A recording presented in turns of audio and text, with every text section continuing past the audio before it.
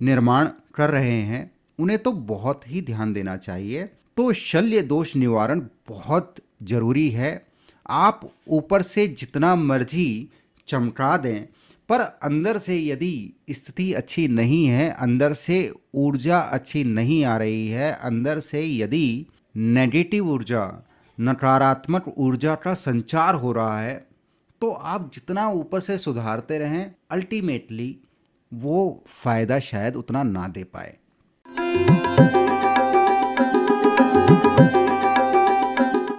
राधे राधे दोस्तों, मैं आचार्य राधा वल्लभ मिश्रा आपका हमारे चैनल एस्ट्रो प्रॉफिट में बहुत बहुत अभिवादन करता हूं।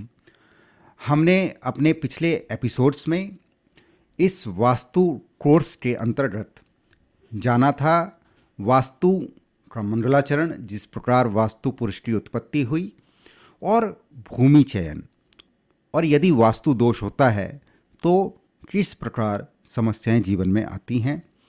आज इस एपिसोड में हम जानने वाले हैं, बहुत बार आपने ऐसा कहते हुए सुना होगा, जब से इस नए घर में आए हैं तब से बीमारियां हैं जो पीछा ही नहीं छोड़ रही, या जब से यहाँ आए हैं हानि ही हानि हो रही है, या जब से यहाँ आए हैं तो संतान से बन नहीं रही या संतान को हानि हुई है, या अग्नि भय हुआ है, फायर इंसिडेंस हुआ है, या परिवार में अब पहले जैसा प्रेम नहीं रहा, क्लेश ही क्लेश रहते हैं, घर में समस्याएं ही समस्याएं बनी हुई हैं। इसे यदि वास्तु से समझा जाए तो बहुत ही आसान मालूम पड़ता है। अभी समस्या ये है, कुछ सालों से वास्तु के नाम पर जो फ्रॉड चल रहा है, वास्तु के नाम पर जो प्रपंच चल रहा है, उस प्रपंच के चलते हम जो वास्तु के महत्वपूर्ण सिद्धांत हैं उसे बहुत दूर छोड़ते जा रहे हैं, और ऐसी चीज़ें हम वास्तु में ले आए हैं जिसका वस्तुतः वास्तु से लेना देना है ही नहीं। वास्तु के नाम पर आज जो परोसा जा रहा है, बहुत बार हंसी भी आती है और बहुत बार बहुत दर्द भी होता है।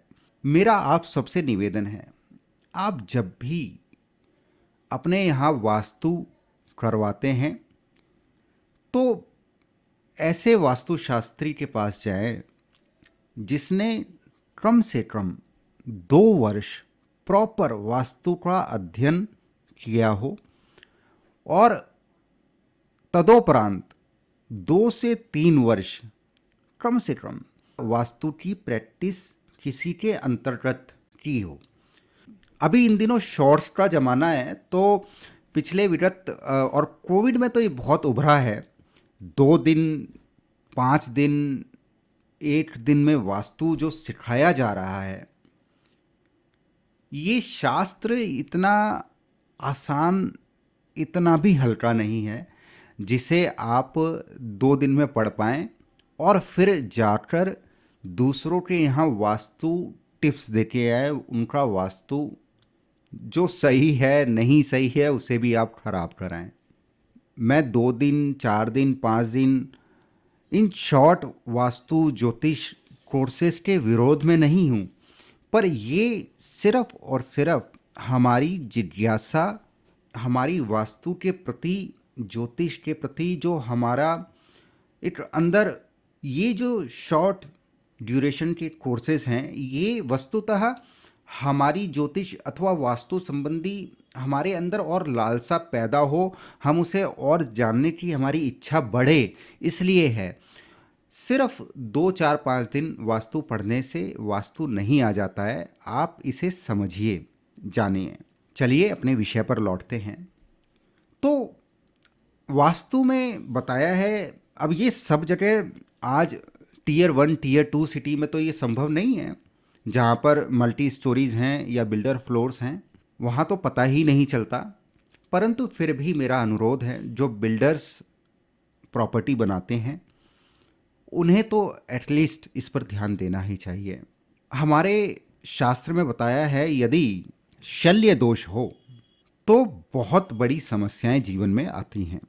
शल्य दोष अर्थात भूमि में जिस प्लॉट पर आप फ्लैट्स बना रहे हैं, जिस प्लॉट पर आप फ्लैट्स बना रहे हैं, अपार्टमेंट्स बना रहे हैं, बिल्डर फ्लोर बना रहे हैं, यदि वहाँ पर उस प्लॉट में नीचे कोई शल्य है, हड्डी है, तो उस फ्लैट में, अपार्टमेंट में, बिल्डर फ्लोर में जो रहने वाले हैं उन्हें विभिन्न विभिन्न समस्याएं देता है। आप पैसा ले रहे हैं, आप चाहते हैं जो आपके कस्टमर हैं उनके जीवन में भी उन्नति हो, तभी हमारी उन्नति संभव है। यदि आप इस विचारधारा से हैं तो अवश्य ही आपको शल्य दोष निवारण करना चाहिए। और जो अपना प्लॉट ले रहे हैं और तत्पश्चात निर्माण कर रहे हैं उन्हें तो बहुत ही ध्यान देना चाहिए। तो शल्य दोष निवारण बहुत ज़रूरी है।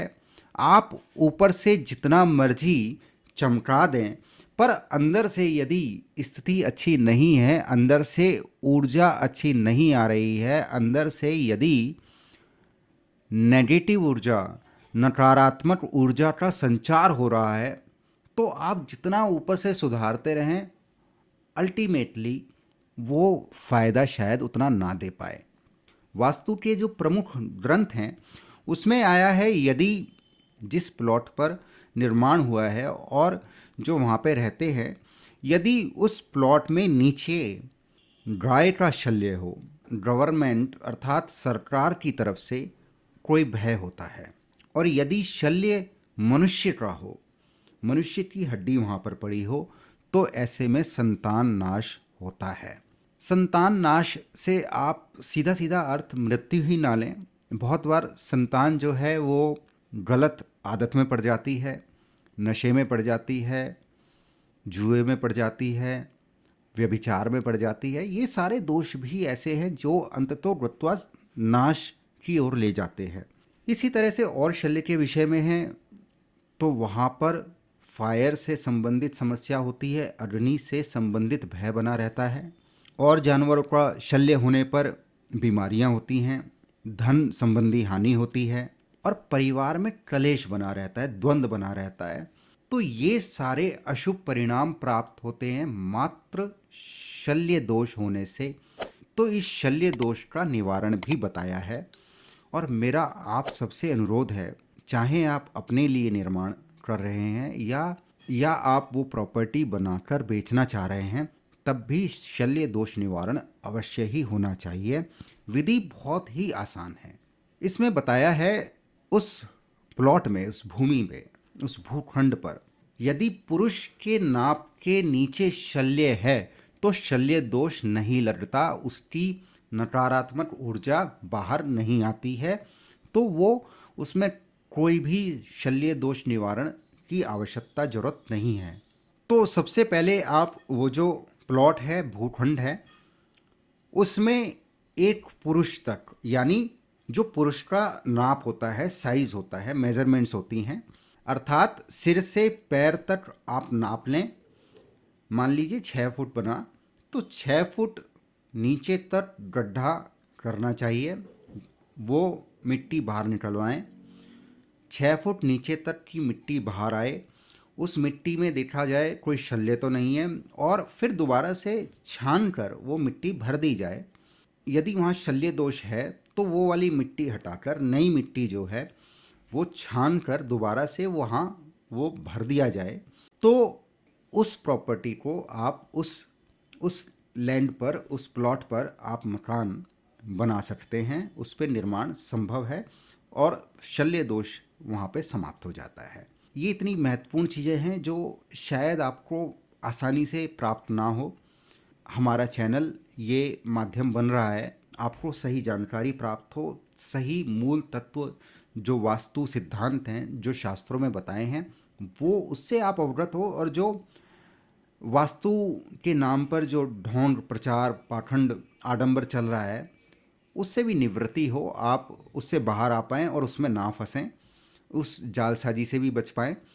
इस चैनल का प्रमुख लक्ष्य यही है कि हम जो हमारे सनातन संस्कृति और शास्त्रों में जो बातें हैं वो मूल रूप से, सही रूप से आप तक पहुँचें, और हमारा जो एक भव्य सभ्य समाज था जहाँ पर एक विज्ञान एक चरम पे था, उसके जो छोटे छोटे खंड हमारे पास बचे हैं, उसे हम सहेज कर आपको परोस पाए और हम उसमें जहाँ तक कामयाब हो पाएँ, जो प्रभु हमारे द्वारा करवा दे।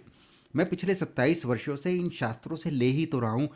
अब समय है इस शास्त्र को आम जनसाधारण तक पहुँचाऊँ, तो जिससे शास्त्र का जो मेरे ऊपर ऋण है, उससे मैं बाहर आ पाऊँ। इसी ध्येय, इसी मनोकामना के साथ, उसी के कारण मैं आपके सामने ज्योतिष और वास्तु की चर्चा करता रहता हूँ। आशा करता हूँ आज आपको बहुत ही महत्वपूर्ण जानकारी प्राप्त हुई है। बहुत जल्दी नई वीडियो में फिर से मुलाकात होगी। तब तक के लिए राधे राधे।